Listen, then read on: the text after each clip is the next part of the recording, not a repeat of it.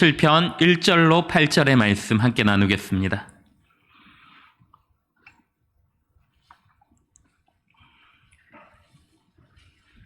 구약성경 842쪽쯤에 있습니다. 시편 57편 1절로 8절의 말씀. 1절부터 한 절씩 교독하겠습니다. 하나님이여 내게 은혜를 베푸소서, 내게 은혜를 베푸소서. 내 영혼이 주께로 피하되 주의 날개 그늘 아래에서 이 재앙들이 지나기까지 피하리이다.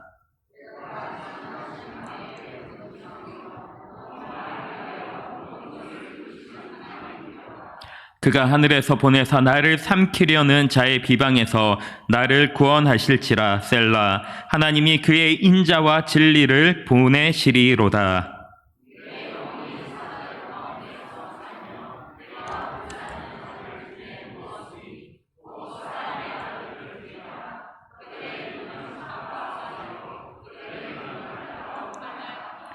하나님이여 주는 하늘 위에 높이 들리시며 주의 영광이 온 세계 위에 높아지기를 원하나이다.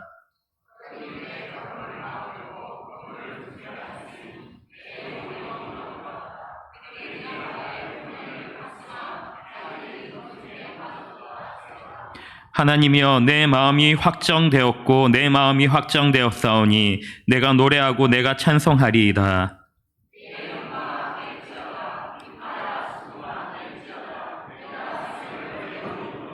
아멘. 오늘 특별히 오늘 본문은 우리 암송대회 구절로 정해보았습니다. 아마 많은 분들이 열심히 외우다가 안 돼서 포기를 하셨겠지만 혹시나 또 한 번도 본문을 안 펴본 분도 계실 것 같아서 한번 말씀을 준비해봤습니다. 다음번에는 더 많은 분들이 암송대회에 같이 동참하기를 축복합니다. 옛말에 참을 인자 3번이면 살인을 면한다 라는 말이 있습니다. 참을 인자 3번이면 살인을 면한다. 많이 들어보시고 아마 많이 사용해 보셨을 것입니다. 특별히 혈기왕성한 때에 이런 말을 통해서 또 큰 위기에서 벗어난 적도 있으실 것입니다. 근데 요즘 이 말이 바뀌었다고 합니다. 혹시 심신이 미약하신 분은 귀를 잠시 막으셔도 좋습니다. 요즘 말을 어떻게 바꿨냐면 살인을 하면 3번 안 참아도 된다. 충격적이지 않습니까? 이 말을 듣고 굉장히 충격을 받았습니다. 참을 인자 3번이면 살인을 면한다는데 요즘은 살인을 하면 안 참아도 된다. 요즘 시대를 잘 보여주는 말인 것 같습니다. 요즘은 참지 않는 시대를 살고 있습니다. 마음껏 분노하는 세상을 우리는 살고 있습니다. 그리고 분노의 정도가 우리의 상상을 초월합니다.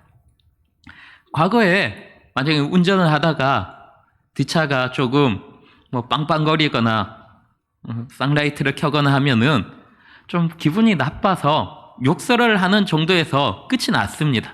그래서 어떤 목사님은 차마 이 거룩한 입으로 욕설을 못해서 차에 욕설을 번호 순으로 써놓고 번호를 불렀다고도 하시는 이야기를 들었습니다. 근데 요즘은 어떻습니까? 요즘은 뒷차하고 시비 붙었다 면 앞에 가서 급브레이크를 밟거나 아니면 뒤에서 받거나 차를 세워놓고 트렁크에서 야구 방망이나 골프채를 꺼내기도 합니다. 이러한 시대를 살고 있습니다. 그냥 분노가 넘쳐나고 분노를 마음껏 표출하는 시대를 살고 있습니다. 이런 시대 가운데서 우리는 그리스도인으로서 어떻게 살아야 하겠습니까? 여기까지만 들어도 찔리는 분들이 조금 덜어 계실 겁니다. 근데 사실은 제가 제일 많이 찔립니다.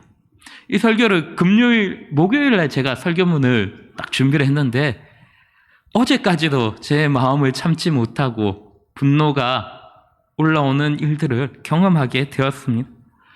참 너무나 분노하기 쉬운 세상, 그리고 분노가 너무나 많은 세상을 우리는 살고 있습니다.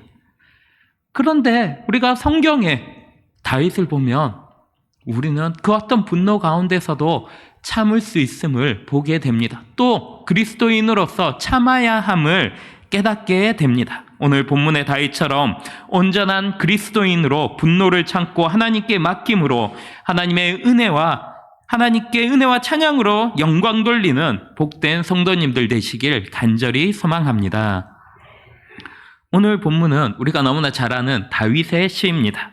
1절 위에 보면 표제가 있습니다. 이 시에 대한 설명이 써져 있습니다. 무엇이라 되어 있습니까? 다윗의 믹담시, 인도자를 따라 알다스엣에 맞춘 노래. 그러면서 다윗이 사울을 피하여 굴에 있던 때에, 이렇게 되어 있습니다. 다윗이 사울을 피하여 굴에 있던 때에 구체적인 상황까지 써놨습니다. 다윗이 사울을 피하여 굴에 있던 때에 지금 다윗이 굴에 있습니다. 굴에 왜 있습니까? 다윗은 누구보다도 억울한 인생을 살았습니다.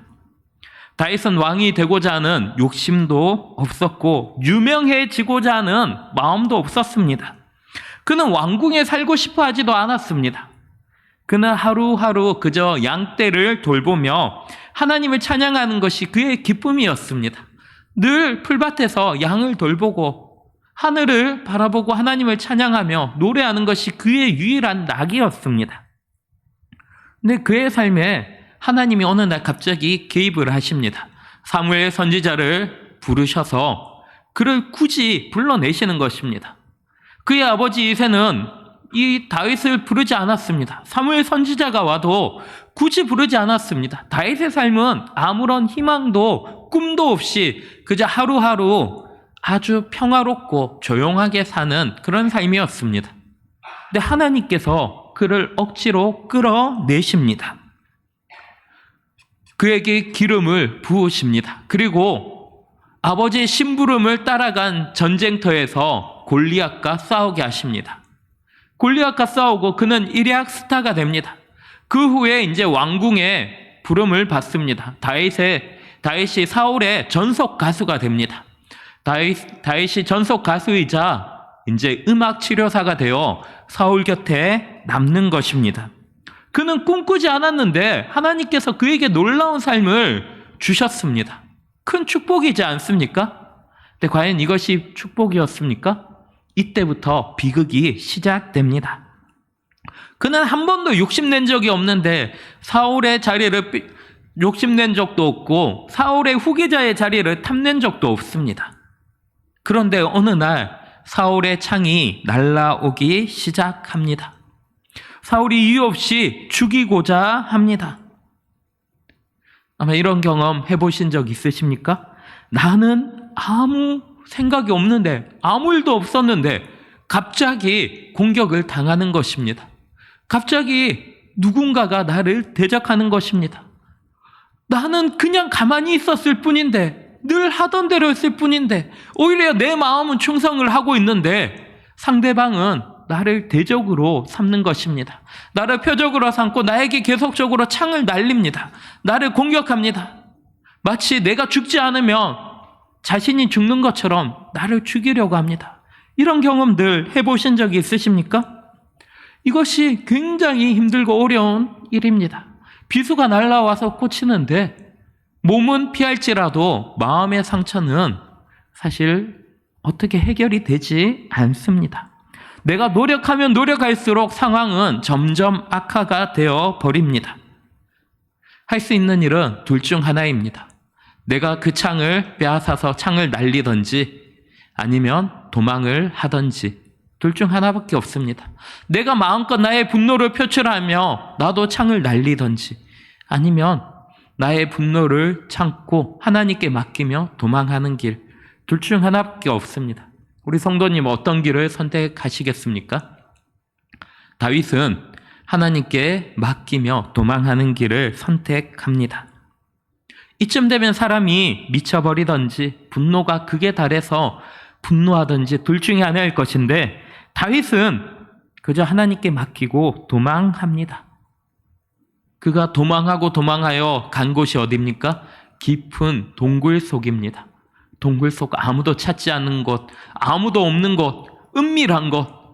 그래서 답답하지만 아무것도 없기 때문에, 아무것도 보이지 않기 때문에 도리어 평안을 누릴 수 있는 곳, 이 동굴로 도망을 합니다.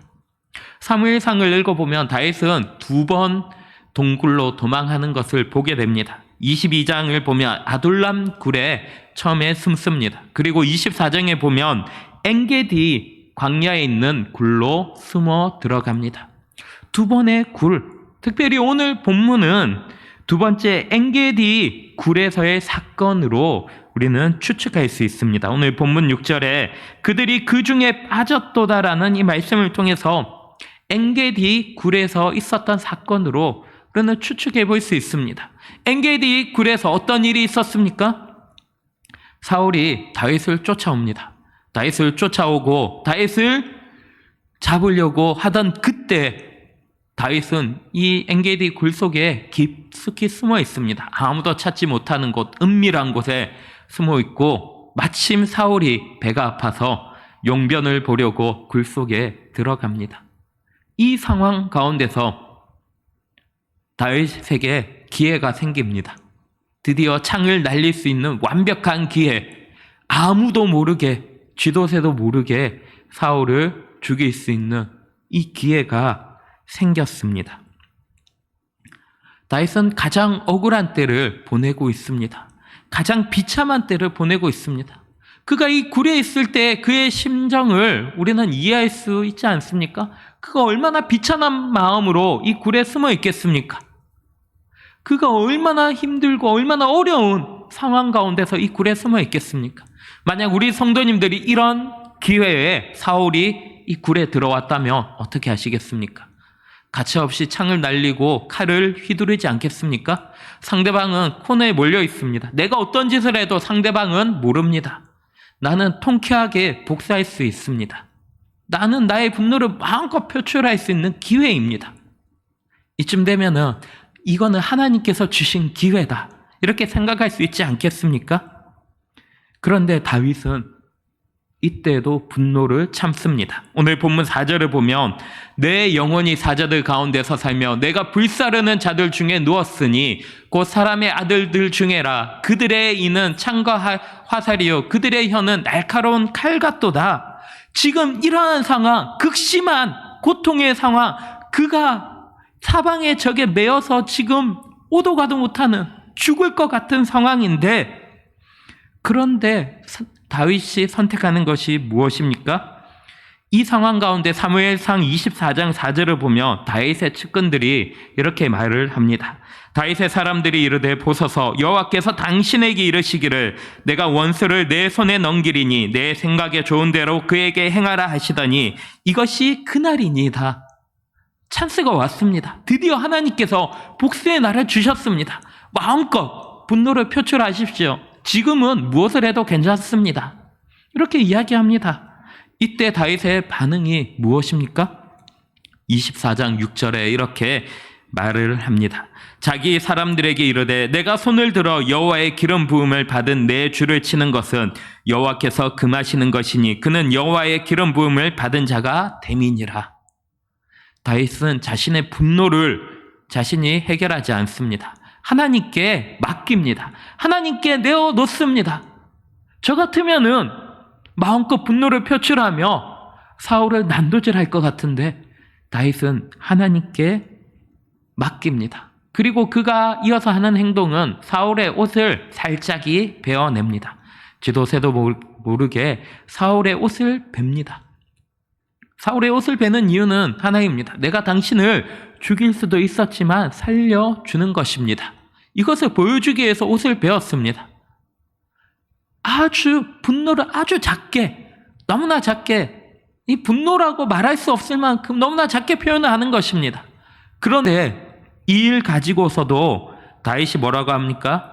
5절을 보면은 자기 마음에 찔려 하는 것을 우리는 보게 됩니다. 이 일을 가지고도 자신의 마음에 찔림이 있습니다. 찔려서 사울에게 말을 합니다. 내가 당신의 옷을 베었습니다. 사랑하는 성도 여러분, 다윗은 자신의 분노를 자신의 방식대로 풀지 않았습니다. 분노를 표출하지 않았습니다. 다른 사람에게 분풀이하지 않았습니다. 다윗은 그저 자신의 억울함과 분노를 하나님께 맡기고 있습니다. 오늘 본문 1절을 보면 하나님이여 내게 은혜를 베푸소서 내 영혼이 주께로 피하되 주의 날개 그늘 아래에 이 재앙들이 지나기까지 피하리이다. 그저 하나님께 피하면서 하나님께 맡기는 것입니다. 그는 입술로 범죄하거나 그의 손으로 죄를 짓지 않습니다. 하나님께 그 모든 억울함을 내어놓고 하나님께 맡기는 것입니다.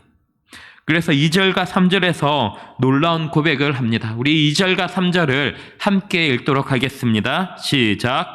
내가 지존하신 하나님께 부르짖으며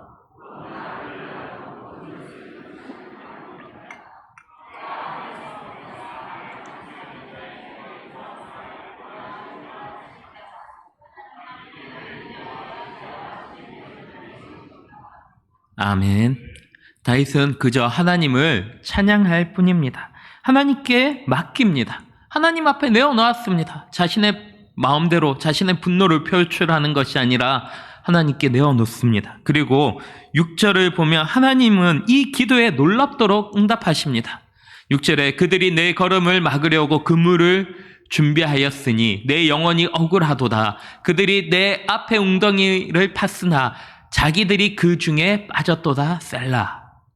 무엇입니까? 그들이 웅덩이를 팠는데, 함정을 팠는데 하나님께서 그들을 그 함정에 빠뜨리시는 것입니다.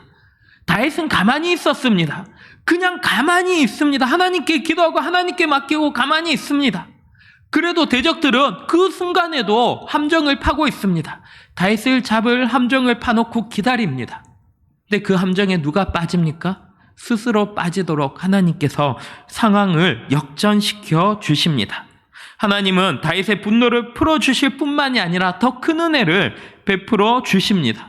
그래서 다윗이 하는 고백이 무엇입니까? 7절에서 우리가 너무나 잘 아는 찬양의 가사 그대로 하나님이여 내 마음이 확정되고 내 마음이 확정되었사오니 내가 노래하고 내가 찬송하리이다. 이렇게 고백합니다. 이 찬양이 우리의 고백이 되기를 소망합니다.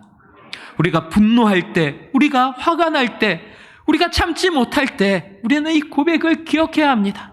우리는 하나님 앞에 우리의 마음을 확정하여야 합니다. 하나님을 노래하고 하나님을 찬송해야 합니다. 우리의 구원을 하나님께 맡겨야 합니다. 하나님께 믿고 하나님을 의지하고 하나님께 맡기는 것, 다윗은 이것을 통하여 범죄하지 않고 도리어 믿음으로 승리하게 된 것입니다. 사랑하는 성도 여러분, 우리도 다윗과 같이 고백해야 합니다. 우리도 다윗처럼 고백할 수 있습니다.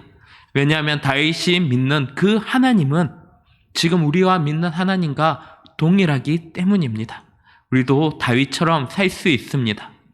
다만 우리가 하나님께 믿고 맡기기만 하면 되는 것입니다. 우리가 이 세상을 살 때 억울한 일이 많고 힘들고 어려운 일이 많이 있습니다. 어쩌면 지금 이 순간에도 힘들고 어려운 순간을 보내시는 분들이 계실지도 모르겠습니다. 때로는 왜 나에게 이런 일이 일어나는지조차 상상조차 못하는 일이 우리에게 닥쳐오기도 합니다.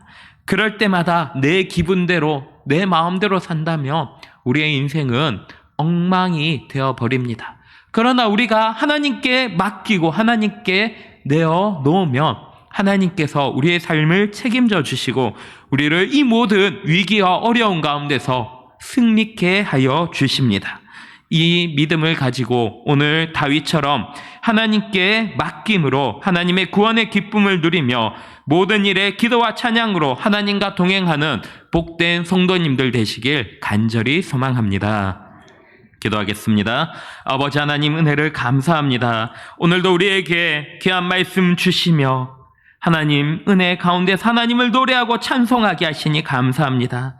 우리가 세상을 살아가는 가운데 여러 가지 힘들고 어려운 일이 있습니다. 특별히 억울한 일을 당할 때가 너무나 많이 있습니다. 이럴 때에도 우리가 우리의 분노를 우리 마음대로 표출하는 것이 아니라 우리의 삶을 책임지시는 하나님께 우리의 분노를 맡기게 하여 주시옵소서. 다윗과 같이 하나님께 맡기고 하나님을 의뢰하고 하나님을 기억하고 하나님을 의지하게 하여 주시옵소서. 하나님께 맡길 때 하나님께서 주시는 가장 좋은 은혜의 결과를 우리가 경험케 하여 주시옵소서. 우리의 손으로 우리의 힘으로 이 땅을 살아가는 것이 아니라 오직 하나님의 도우심과 하나님의 보호하심과 하나님의 승리로 이 땅을 살아가는 주의 성도들 되게 하여 주시옵소서. 이 말씀이 우리의 마음에 새겨지게 하여 주시고 이 말씀을 따라서 우리도 우리의 마음이 하나님을 향하여 확정되고 확정되어지는 놀라운 은혜를 부어 주시옵소서. 계속해서 우리가 성경 암송대회로 나갈 때, 이 말씀을 암송할 때 우리의 마음에 믿음의 결단이 함께 있게 하여 주시옵소서. 감사드리며 예수님의 이름으로 기도드립니다. 아멘. 우리 찬송가 400